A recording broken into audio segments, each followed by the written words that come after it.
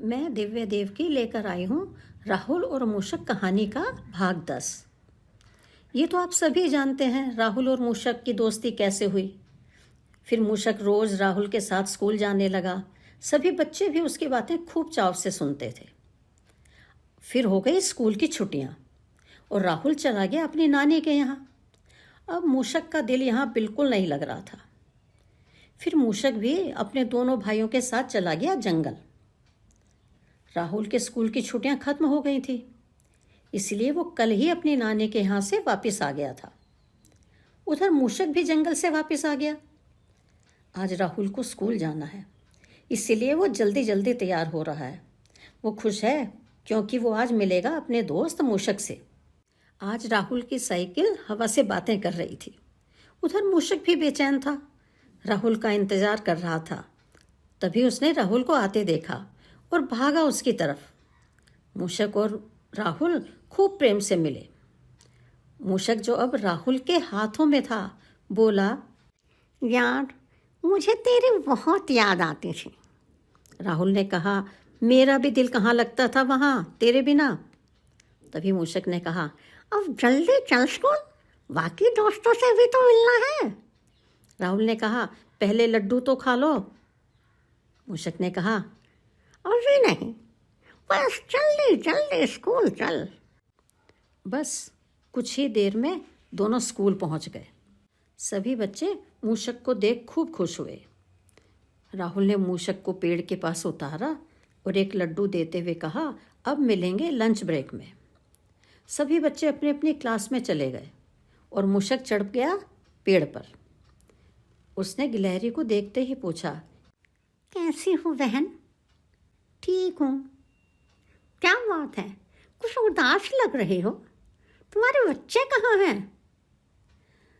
अब वो बड़े हो गए हैं, अब उन्हें मेरी कोई परवाह नहीं, अपनी मर्जी से सब काम करते हैं। तभी दोनों बच्चे आ गए।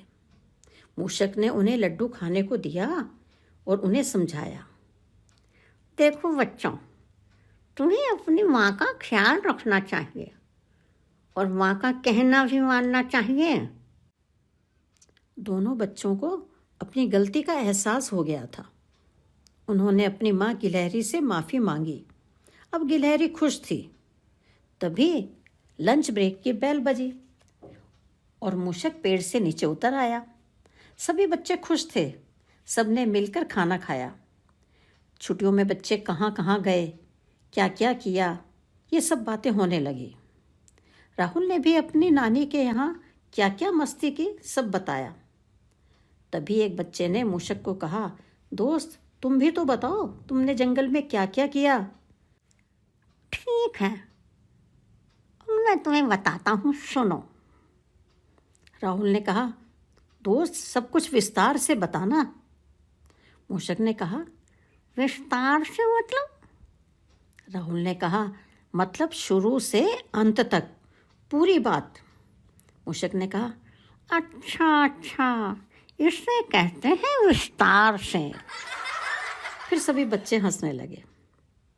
मूषक ने कहा, अब सुनो, हमें जंगल में पहुँचते पहुँचते शाम हो गई थी। हम तीनों भाइयों ने मिलकर वो पत्थर हटाया जो हम जाते हुए अपने बिल पर रख आए थे। पत्थर क्यों रखा? एक बच्चे ने पूछा। मूषक ने कहा, जैसे तुम लोग कहीं जाते हो तो घर बंद करके जाते हो ना, बस वैसे ही हम लोग भी अपना हमारा बिल गंदा ना हो, उसके अंदर कोई गंदगी ना जाए और सामान भी खराब ना हो, इसीलिए हम उसे ढक कर जाते हैं। एक बच्चे ने पूछा, कैसा सामान? मूषक ने कहा, जैसे दाल, चावल, गेहूँ, हम भी कुछ सामान इमरजेंसी के लिए रखते हैं। अच्छा, अब आगे सुनो। जब मैं कोड़ा बिल से बाहर फेंक रहा था तो गिलहरी मौसी ने मुझे देखकर कहा, तुम कब आए? नमस्ते मौसी, अभी थोड़ी देर पहले ही। फिर गिलहरी मौसी ने कहा, तुम सब रात रात का खाना मेरे यहाँ खाना। एक बच्चे ने आश्चर्य से पूछा, क्या गिलहरी खुद खाना बनाती है? मूषक ने कहा, हाँ हाँ, और बहुत बढ़िया। उस दिन उन्होंने दलिया बनाया था, वो भी मूंगफली डालकर। मुझे दलिया बहुत पसंद भी है। अब आगे की सुनो। वह हमेशा की तरह सुबह जल्दी उठा और चल पड़ा नदी की तरफ। वहाँ जाकर पहले मैंने व्यायाम किया। ये सुनते ही बच्चे जोर जोर से हंसने लगे। क्यों, क्या तुम लोग एक्सरसाइज नहीं करते? मैं भी वो सब करता हूँ जो मेरी माँ ने मुझे सिखाया था। राहुल ने सबको डांटा कि बीच में इसे ना टोकें और मूषक को कहा, दोस्त आगे सुनाओ। फिर मैंने मंजन किया और कूद गया नदी में नहाने। तभी कछुए ने मुझे देख लिया और वो बहुत खुश हुआ। उसने पास आकर कहा, चलो बैठो मेरी पीठ पर, तुम्हें नदी की सैर करा दूं। जैसे ही मैं उसकी पीठ पर बैठा, मेंढक भी उछलकर मेरे साथ बैठ गया। एक बच्चे ने कहा, बहुत मजा आया होगा ना? मूषक ने कहा, हाँ, और कछुआ कहानी भी तो सुना रहा था। तभी मैंने देखा नदी के किनारे खरगोश का परिवार गाजर और टमाटर हो रहा है। मैंने कछुए को कहा, दोस्त बस यही उतार दो मुझे। किनारे पर उतरते ही खरगोश का परिवार मुझसे बहुत प्रेम से मिला। फिर उन्होंने मुझे गाजर और टमाटर खाने को दिए। वैसे भी मुझे टमाटर बहुत पसंद हैं। गाजर टमाटर खाकर मैं अपने घर की तरफ चल पड़ा। एक बच्चे ने पूछा, घर की तरफ मतलब बिल की तरफ? यार, बीच में टोकते बहुत हो तुम लोग। आगे सुनो। तभी मैंने देखा म्याऊ बिल्ली भाऊ भाऊ के सामने कान पकड़ कर खड़ी है। राहुल ने पूछा, भाऊ भाऊ कौन? अरे भाऊ भाऊ डोगी, रात को जाग कर जंगल की रखवाली करता है। मैंने पूछा, क्या हुआ भाऊ भाऊ? उसने कहा, देखो दोस्त, मैं अपने बच्चों के लिए दूध लाता हूँ और ये म्याऊ बिल्ली चुपके से दूध पी जाती है। आज मैंने इसे रंगे हाथों पकड़ लिया। मैंने कहा, दोस्त रंगे हाथों नहीं, रंगे मुंह। ये सुनकर सब बच्चे हंसने लगे। भाऊ भाऊ ने कहा, देखो अब माफी मांग रही है। मैंने भी कहा, चलो इस बार माफ कर दो। और भाऊ भाऊ ने म्याऊ को माफ कर दिया। राहुल ने कहा, फिर तो बिल्ली ने तुम्हें थैंक्स कहा होगा। अरे नहीं, भाव भाव के जाते ही मुझे ऐसे घूरने लगी जैसे खा जाएगी। मैं तो भैया दुम दबा के ऐसा भागा कि घर पहुंचकर ही दम लिया। मैंने पहले भी तो तुम्हें म्याऊ बिल्ली के बारे में बताया था ना, बस इसीलिए वो मुझे अच्छी नहीं लगती। एक बच्चे ने कहा, अब आगे बताओ क्या हुआ? मैं जैसे ही घर पहुंचा, देखा टुनटुन बुआ बिल के पास खड़ी हैं। मैंने देखते ही प्रणाम किया और वो कहने लगे, तुम आ गए हो तो दूध लेने क्यों नहीं आए? कल से रोज दूध लेने आ जाना। एक बच्चे ने पूछा, टुनटुन बुआ कौन? अरे वही हमारी सबकी चहेती प्यारी भूरी गाय। इनके बारे में भी तो मैंने तुम्हें पहले बताया था। सारे जंगल के जानवरों की चहेती हैं, कभी दूध से मना नहीं करती। जिन भी जानवरों के छोटे छोटे बच्चे हैं ना, सब इनसे दूध ले आते हैं।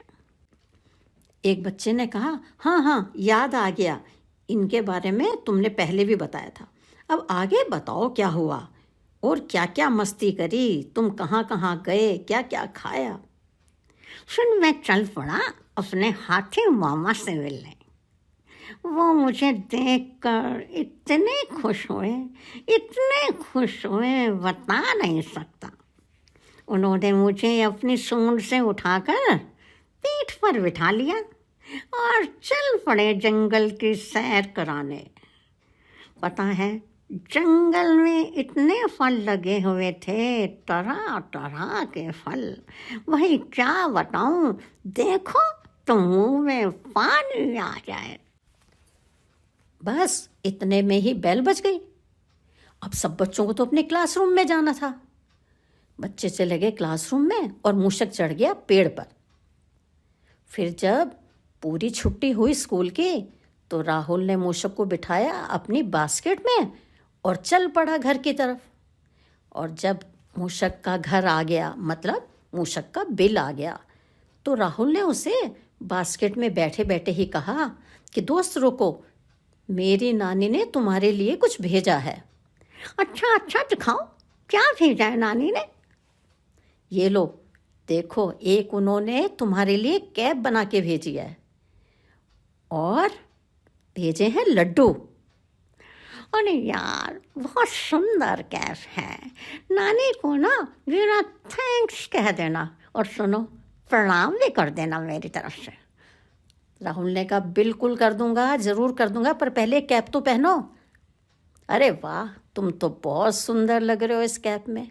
अच्छा यार, रुक थोड़ी देर ना, ठहर तो यहीं पे, मैं अभी आता हूँ, ये सामान रखो जरा बिल में।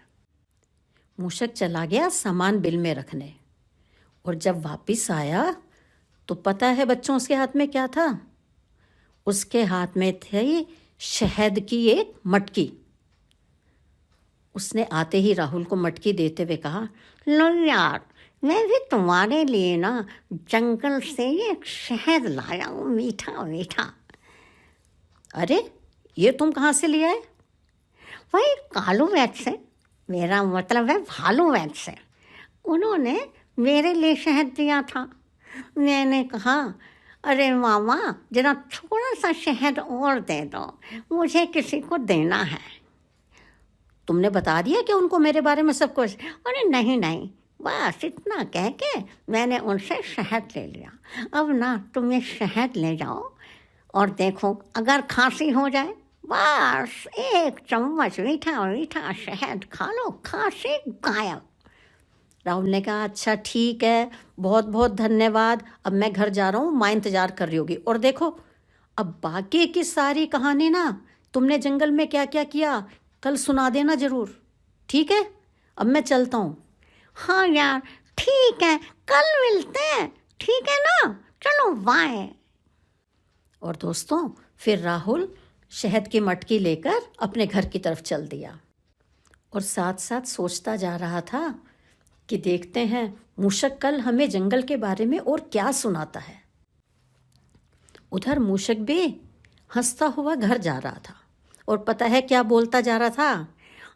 कल सारी बात बताऊंगा विस्तार से। अरे यार, विस्तार शब्द मुझे बहुत अच्छा लगा है, मतलब शुरू से अंत तक। अरे वाह। तो दोस्तों, अब आगे की कहानी कल।